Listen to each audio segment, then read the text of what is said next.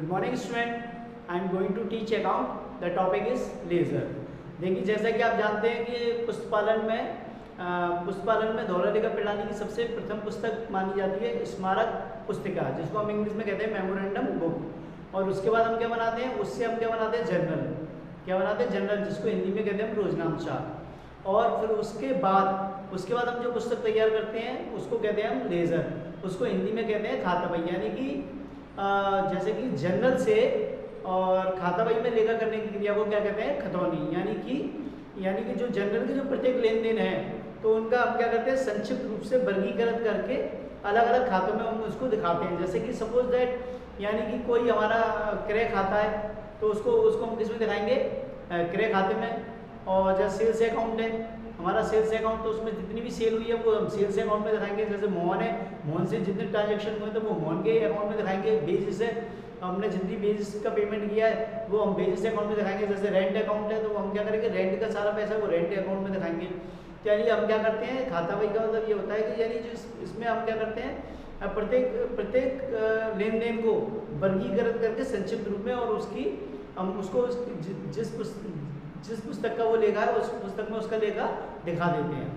ठीक है, तो सबसे पहले आज हम दो टॉपिक की बात करेंगे। पहला है आपका मीनिंग ऑफ लेजर और दूसरा है हमारा द फॉर्मेट ऑफ लेजर, यानी कि खाताबही का अर्थ, और दूसरा है हमारा खाताबही का प्रारूप।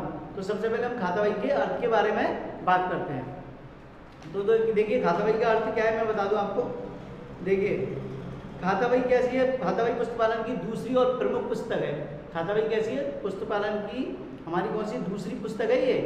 सबसे पहली पुस्तक है हमारी जर्नल, और दूसरी पुस्तक कौन सी मानी जाती है, खाताबही। तो लेकिन ये कौन सी प्रधान बुक है हमारी, यानी कि प्रमुख बुकों में से मानी जाती है, जिसमें समस्त व्यापारिक लेन देनों को उचित ढंग से संबंधित खातों में संक्षिप्त एवं वर्गीकृत करके लिखा जाता है।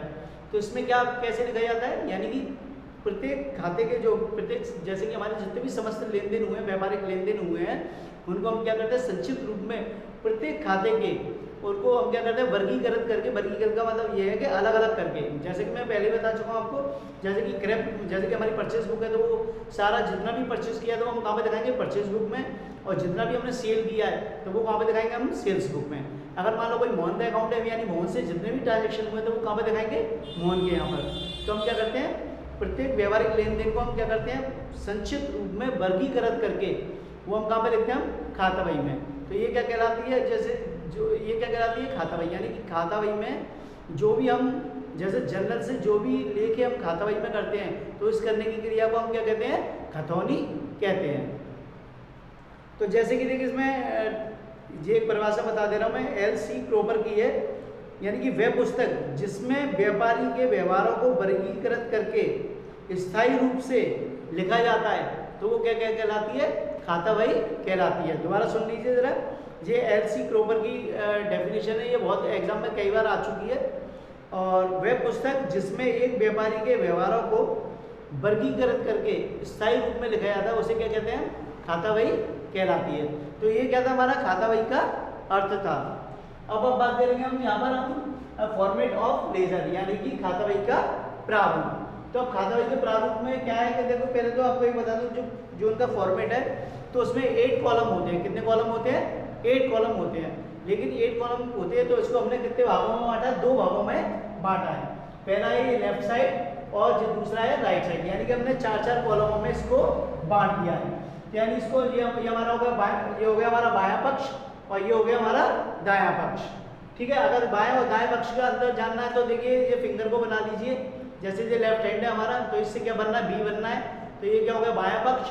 और इससे जब हमारा जो क्या है, राइट हैंड है तो राइट हैंड से अब ये क्या बनना है, डी बनना है। तो ये क्या हो जाएगा, दायां पक्ष। यानी अगर आपको बाएं और दाएं में कंफ्यूजन हो तो वो आप ऐसे क्लियर कर सकते हो। तो ये हमारा होगा बायां पक्ष और ये हो गया हमारा दायां पक्ष। ये डेबिट पक्ष होता है और ये कौन सा पक्ष होता है, क्रेडिट पक्ष होता है। ठीक है, और उसमें क्या है, इसमें 4 कॉलम होते हैं, यानी हर भाग में 4-4 कॉलम होते हैं। हर भाग में कितने कॉलम होते हैं, 4 कॉलम होते हैं। पहला कॉलम होता है हमारा डेट का, दूसरा कॉलम होता है हमारा पर्टिकुलर, और तीसरा होता है हमारा जनरल फोलियो। क्या होता है, जनरल फोलियो।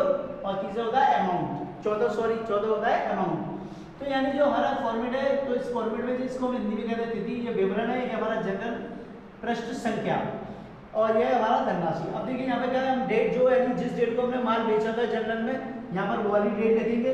यहाँ पर हम क्या करेंगे, जैसे जिसको रात को बेचा, मॉन को बेचा, जो भी, या कैश बेचा या उधार बेचा, उसका यहाँ पे लिखा करेंगे। उसके बाद जनरल पृष्ठ संख्या, यानी जो कौन से जनरल पृष्ठ पर नंबर है उसका, जैसे कि मान लो पेज नंबर 1 पर है, 2 पर है, 3 पर है, 4 पर है, तो वो यहाँ पर जनरल पृष्ठ संख्या लिख देंगे। और यहाँ पर जितने का हमने माल खरीदा बेचा जो भी है एक्सपायर्ड, वो यहाँ पर लिख देंगे।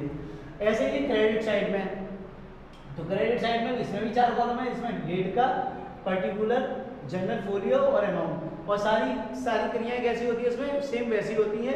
जैसे कि देखो जनरल से जो सारी पोस्टिंग होती है हमारी, तो वो कहाँ पर होती है, खाता बही में। तो इस क्रिया को करने को हम क्या कहते हैं, इंग्लिश में पोस्टिंग कहते हैं, और हिंदी में क्या कहते हैं, खतौनी करना। तो देखो ये जनरल का फॉर्मेट है, ठीक है, उस वाली लेजर का फॉर्मेट है ये। और अब इसमें मैं कल क्वेश्चन सॉल्व कराऊंगा, ठीक है। तो आज के लिए इतना ही है, थैंक यू।